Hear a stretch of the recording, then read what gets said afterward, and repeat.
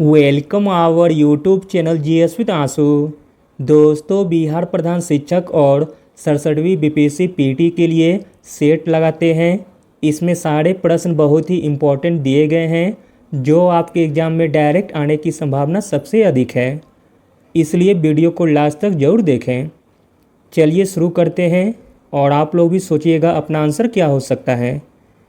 पहला प्रश्न है, 76वें संयुक्त राष्ट्र महासभा का अध्यक्ष किसे नियुक्त किया गया है। इम्पॉर्टेंट प्रश्न है।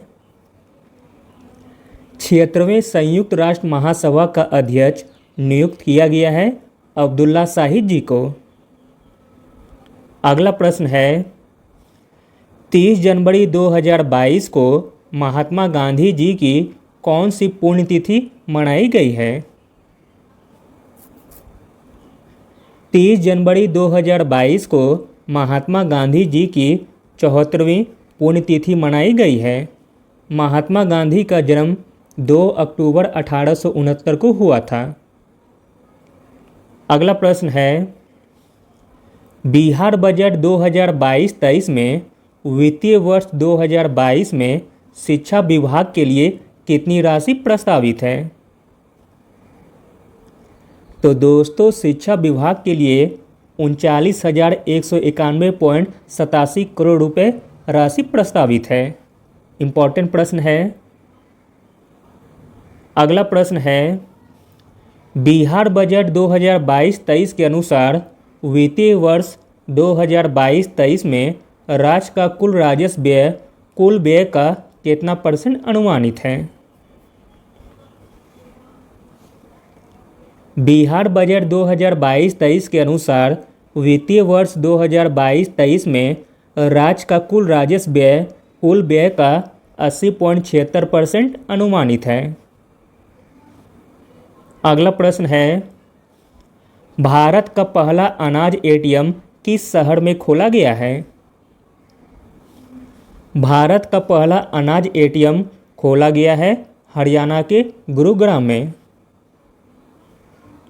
अगला प्रश्न है, 23वां फीफा फुटबॉल विश्व कप 2026 का आयोजन किस देश में किया जाएगा।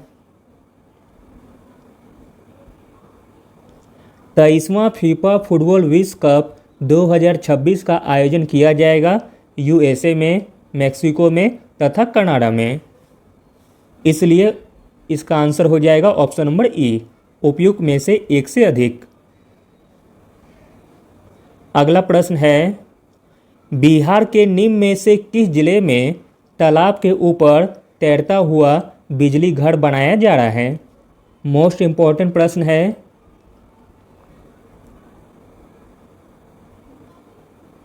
तो दोस्तों, बिहार के दरभंगा और सुपौल जिले में तालाब के ऊपर तैरता हुआ बिजली घर बनाया जा रहा है।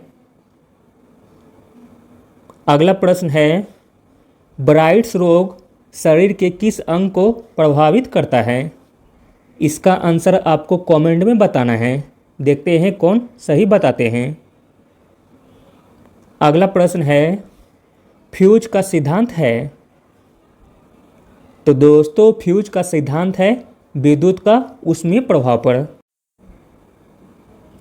अगला प्रश्न देखते हैं, आत्मनिर्भर बिहार के 7 निश्चय 2 जिसकी अवधि 2020 से 25 तक है, इसके अंतर्गत वित्तीय वर्ष 2021-22 में विभिन्न विभागों के अंतर्गत कुल बजट प्रावधान कितना है। तो दोस्तों, कुल बजट प्रावधान है 5,000 करोड़ रुपए की। अगला प्रश्न है, बिहार में देश का पहला बापू टावर कहाँ बनाया जा रहा है। मोस्ट इम्पॉर्टेंट प्रश्न है। बिहार में देश का पहला बापू टावर बनाया जा रहा है पटना में। अगला प्रश्न है, अमृतसर से कोलकाता तक जाने वाली औद्योगिक कॉरिडोर बिहार में किस जिला से होकर गुजरेगा। अमृतसर से कोलकाता तक जाने वाली औद्योगिक कॉरिडोर बिहार में गया जिले से होकर गुजरेगा। अगला प्रश्न है, बिहार की किस महिला ने देश की सबसे कम उम्र की स्काई ड्राइवर बनकर इतिहास रची है? तो दोस्तों वह महिला का नाम है अनामिका शर्मा, जिन्होंने देश की सबसे कम उम्र की स्काई ड्राइवर बनकर इतिहास रच दिया है। अगला प्रश्न है, बिहार के किस जिले को प्रथम कचरा मुक्त शहर का दर्जा दिया गया है? तो दोस्तों बिहार की सुपौल जिले को प्रथम कचरा मुक्त शहर का दर्जा दिया गया है। अगला प्रश्न है, बिहार का पहला सामुदायिक रिजर्व किसे घोषित किया गया है? बिहार का पहला सामुदायिक रिजर्व घोषित किया गया है गोगाबिल झील को, जो कि कटिहार के मनिहारी प्रखंड में स्थित है। अगर आप लोग को क्वेश्चन का स्टैंडर्ड पसंद आ रहा है तो प्लीज़ हमारे चैनल जीएस विद आंसू को सब्सक्राइब और शेयर जरूर करें। अगला प्रश्न देखते हैं, राष्ट्रीय कृषि नीति की घोषणा किस वर्ष की गई थी? राष्ट्रीय कृषि नीति की घोषणा की गई थी 2000 ईस्वी को। अगला प्रश्न है, भारत के स्थलाकृति मानचित्र किस संगठन के द्वारा बनाए जाते हैं? भारत के स्थलाकृति मानचित्र बनाए जाते हैं भारतीय सर्वेक्षण के द्वारा। अगला प्रश्न है, राष्ट्रीय महिला आयोग का गठन किस वर्ष किया गया था? राष्ट्रीय महिला आयोग का गठन किया गया था 1992 ईस्वी को। अगला प्रश्न है, 2011 की जनगणना के अनुसार भारत में लिंग अनुपात क्या है? 2011 की जनगणना के अनुसार भारत में लिंग अनुपात है 943। अगला प्रश्न है, भारत ने दार्शनिक मुद्रा प्रणाली किस वर्ष शुरू की थी? तो दोस्तों भारत ने दार्शनिक मुद्रा प्रणाली को शुरू किया था 1957 ईस्वी को।